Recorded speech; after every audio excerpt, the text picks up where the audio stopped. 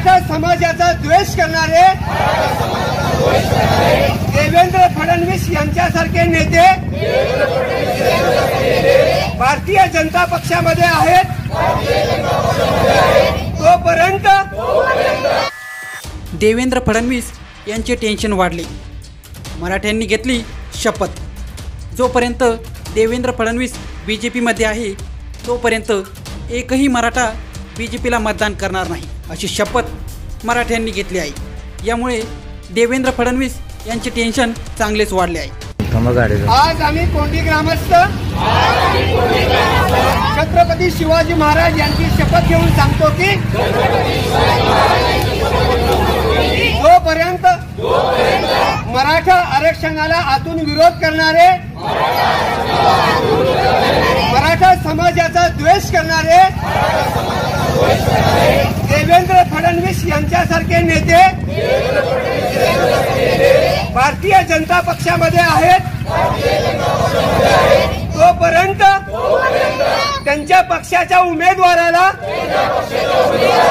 किंवा यांच्या पक्षाशी युती करून उभे राहणाऱ्या उमेदवारांना आम्ही कोंडी ग्रामस्थ कधीही मतदान करणार नाही। एक मराठा, एक मराठा, जीतेंगे लड़ेंगे, जीतेंगे लड़ेंगे, आरक्षण आमच्या हक्काचं,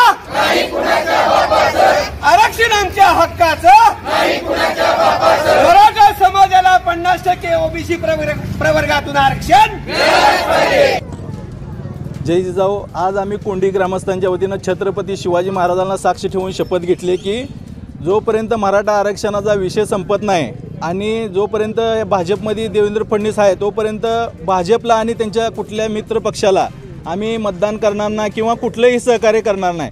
कारण आत्तापर्यंत तिसरी वेळ ही मराठा समाजाला फसवण्याची की इलेक्शनच्या तोंडावर आरक्षण देणे आणि इलेक्शन संपल्यानंतर त्यांचाच व्यक्ती जाऊन त्याच्यावर याचिका निर्माण करणे, ही आता मराठा समाज शहाणा झालेला आहे, हुशार झालेला आहे।